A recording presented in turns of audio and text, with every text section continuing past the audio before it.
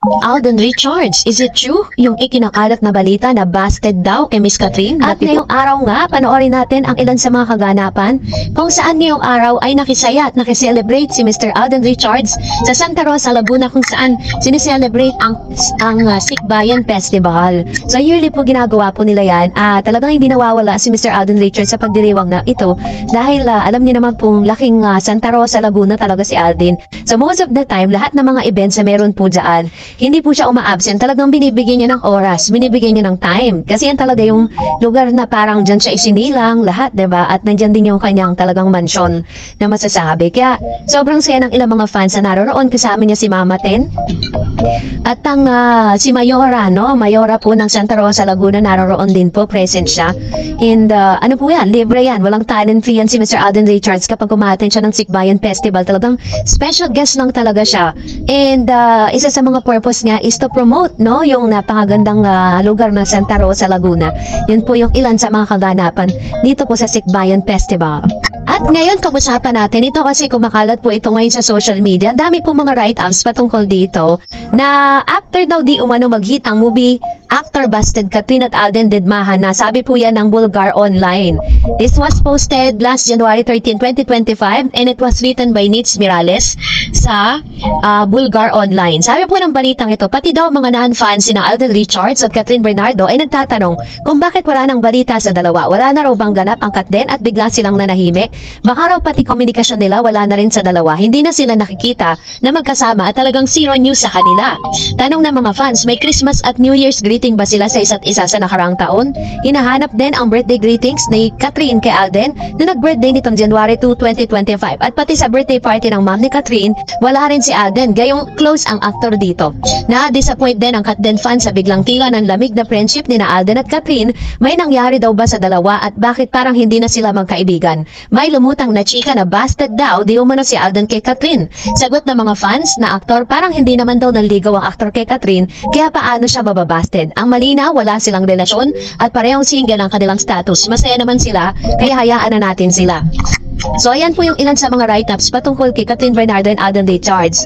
Sinasabi po nila na si Alden Richards daw at si Miss Catherine Bernardo ay tila bagam hindi na magkakilala pagkatapos po na mag-blockbuster hit yung kanilang movie. Samantalang sa mga interview po ni Miss Cat at sa interview ni Miss Alden Richards, maging ng kanilang mga friends, yung original cast po ng Hello Love Goodbye, meron po silang GC at doon po sila nagkukwentuhan. Kaya naman napaka-imposible na wala silang komunikasyon. At the same time, kapag po nung inilabas po yung movie nila, diba, sa Taiwan, nagkaroon po sila ng video greetings para sa lahat ng mga taga-Taiwan, yung lahat ng mga Pilipino sa Taiwan, nagkita po sila doon.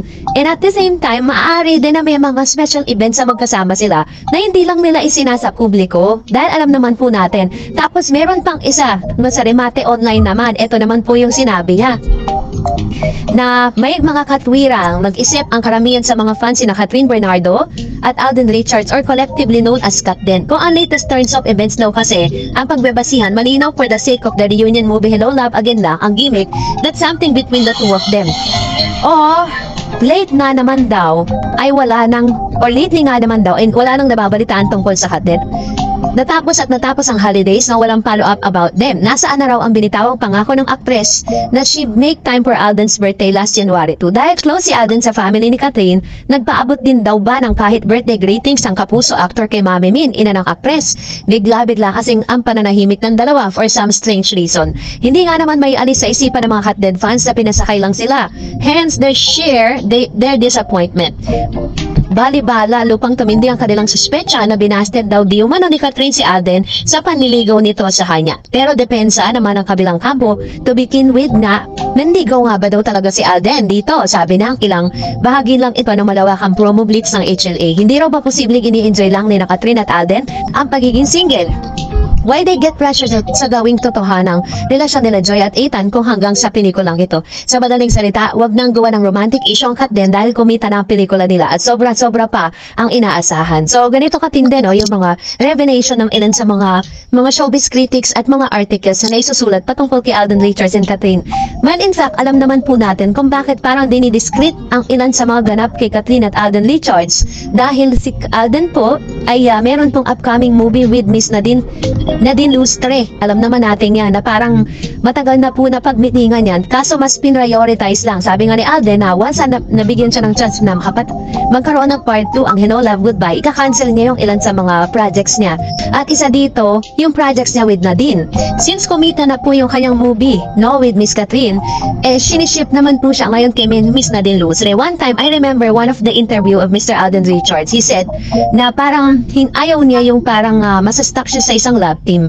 Mas gusto niya daw yung marami siyang, or iba-iba yung kapartner niya. Isa nga sa mga request pa niya, gusto niya rin makapartner si Miss Heart Evangelista. Diba? Yun po yung kanya mga dream project. Kim Chu, isa rin nga sa mga dream project niya. So, ano man po yung kanilang status ng kanilang relationship, hindi pa man po sila umaamin sa publiko kung ano po real status nila. Marami na po talaga ang marami ng mga speculation na naglalabasan. How much more kapag kinilabas nila yung totoo. Once na nag-post na po yan sa social media, this is all about the project. Very mga personal nila, katulad na lagi sinasabi ni Alden, what you see is what you get. And for that, narito naman ang ilan sa mga komento reaksyon po ninyo patungkol naman sa ating latest update. So magbabasa tayo ng ilan sa mga reaksyon ninyo. Unahin natin si Ma'am Rosemary Tambiao. Sabi niya, malabo mangyari ang comeback. Tandaan, pinatanggal ni Kat ang nanaang name ni DJ sa kontrata niya last March. Nung nag-sign siya ulit, my God, sa house blessing pa nila, lang di maimbita hay nako. Ayan na naman, walang katapusan na more comeback na yan. Very true. Talagang pinipilit po nila yung comeback Pero nakikita naman natin na parang walang kaplano-plano ang isang Catherine Bernardo na magkaroon talaga ng comeback. No, sabi naman po ni Miss Maria Vivian Rino, kapag exclusive subdivision, hindi ka basta makakapasok kahit pamangkin or kapatid ka pa. Tatawagan pa ng security on duty yung may-ari ng bahay na pupuntahan mo for clarification kung papasukin ka ba or hindi. Pag pumayan yung house owner, saka na papapasukin ng guard, ganun kahigpit. Kaya I doubt yung kay Dij, parang pure hearsay lang. Bakit dami namang sasakyan na kapareho sa kanya? Kalokohan, ayan, true naman.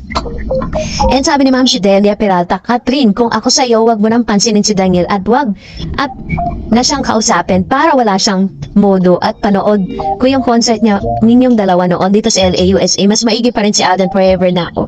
Catherine, magdasal ka. Lumayo ka at wag nang ka na makipag-partner kay Daniel. Please, in Jesus' name. So, napadasal naman si Ma'am Delia Peralta, no? And of course, sabi ni Ma'am Rosemary, kapag sila Alora, Aris, Katrina na ang totoong BFF ni Kat ang nagbigay ng hint, yun at ang Bernardo fam. Lalo na ang ate kay ni Kat, yung nurse, sobrang galit at tablado yan si ex, pati kuya Kevin niya. Kaya, naku, ignore nyo yung news na yan. Naniniwala ako sa kung anumang meron silang Kat din is genuine, hindi lang as a fan, kundi kung ano ang pinakita nila lalo na off-cam, hindi mga fake. Yung ginawang ganong mga gesture na bigla ang sweet sila. Hindi fan service yon. Dilat nyo kasi yung mata nyo. Balikan yung mga BTS nila. Private lang talaga sila. Pupusta ako after 3 years pag wala pa rin aminan.